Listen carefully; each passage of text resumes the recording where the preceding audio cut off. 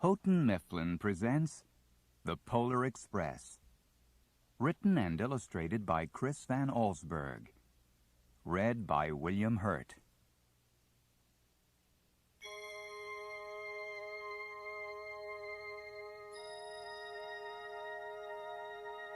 On Christmas Eve, many years ago, I lay quietly in my bed. I did not rustle the sheets. I breathed slowly and silently. I was listening for a sound a friend had told me I'd never hear. The ringing bells of Santa's sleigh. There is no Santa, my friend had insisted, but I knew he was wrong. Late that night, I did hear sounds, though not of ringing bells. From outside came the sounds of hissing steam and squeaking metal. I looked through my window and saw a train standing perfectly still in front of my house.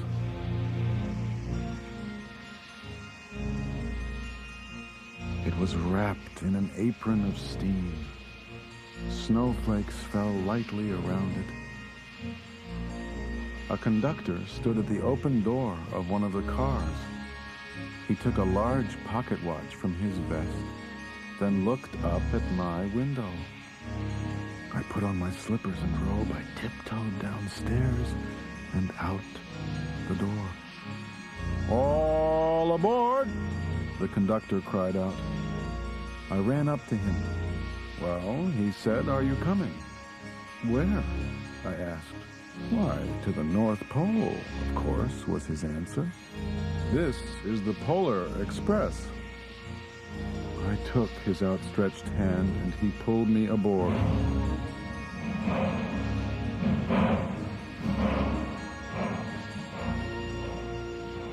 The train was filled with other children, all in their pajamas and nightgowns. We sang Christmas carols and ate candies with nougat centers as white as snow. We drank hot cocoa as thick and rich as melted chocolate bars. Outside, the lights of towns and villages flickered in the distance as the Polar Express raced northward. Soon there were no more lights to be seen. We traveled through cold, dark forests where lean wolves roamed and white-tailed rabbits hid from our train as it thundered through the quiet wilderness.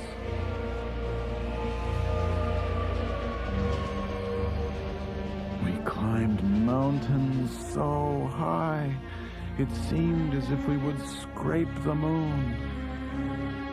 But the Polar Express never slowed down. Faster and faster we ran along, rolling over peaks and through valleys like a car on a roller coaster.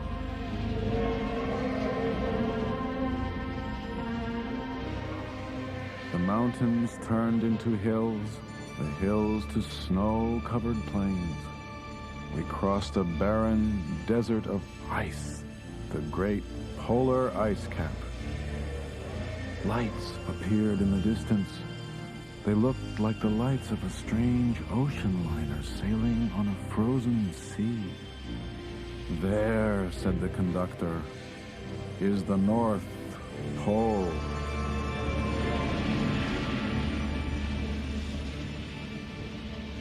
The North Pole. It was a huge city, standing alone at the top of the world, filled with factories where every Christmas toy was made. At first, we saw no elves. "They are gathering at the center of the city," the conductor told us. "That is where Santa will give the first gift of Christmas." "Who receives the first gift?" we all asked. The conductor answered, "He will choose one of you."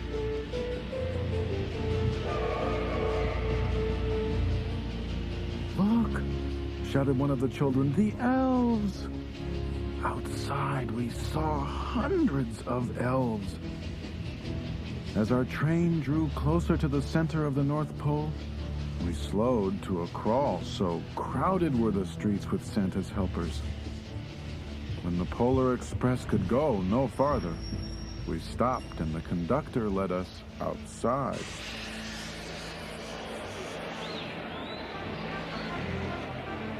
We pressed through the crowd to the edge of a large, open circle. In front of us stood Santa's sleigh. The reindeer were excited. They pranced and paced, ringing the silver sleigh bells that hung from their harnesses. It was a magical sound like nothing I'd ever heard.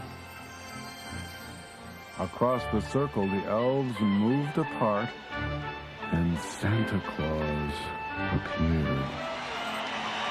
The elves cheered wildly.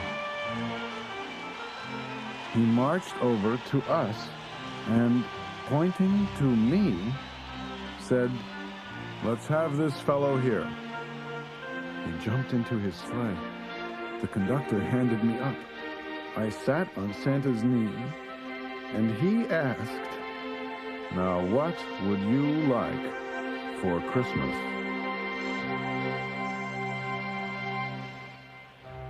I knew that I could have any gift I could imagine. But the thing I wanted most for Christmas was not inside Santa's giant bag. What I wanted more than anything was one silver bell from Santa's sleigh. When I asked, Santa smiled. Then he gave me a hug and told an elf to cut a bell from a reindeer's harness. The elf tossed it up to Santa. He stood holding the bell high above him and called out, "The first gift of Christmas!"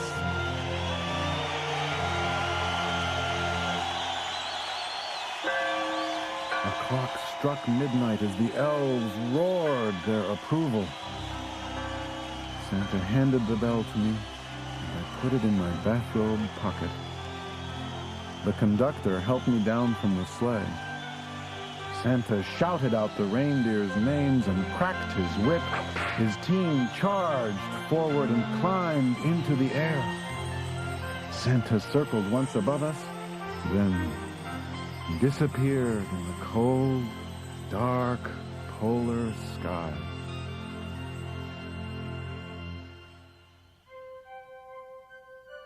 As soon as we were back inside the Polar Express, the other children asked to see the bell.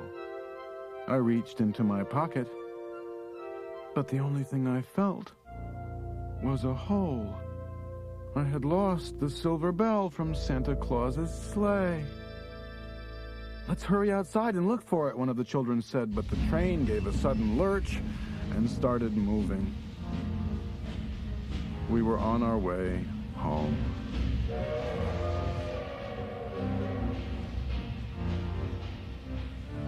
It broke my heart to lose the bell. When the train reached my house, I sadly left the other children. I stood at my doorway and waved goodbye. The conductor said something from the moving train, but I couldn't hear him. "What?" I yelled out. He cupped his hands around his mouth. "Merry Christmas!" he shouted.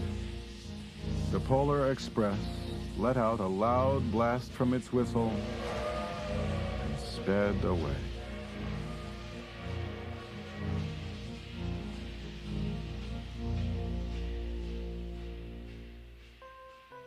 On Christmas morning, my little sister, Sarah, and I opened our presents. When it looked as if everything had been unwrapped, Sarah found one last small box behind the tree. It had my name on it. Inside was the silver bell. There was a note. "Found this on the seat of my sleigh. Fix that hole in your pocket. Signed, Mr. C." I shook the bell. It made the most beautiful sound my sister and I had ever heard. But my mother said, "Oh, that's too bad." "Yes," said my father, "it's broken."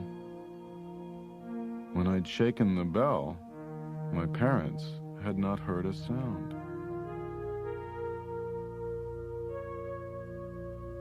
At one time, most of my friends could hear the bell, but as years passed, it fell silent for all of them.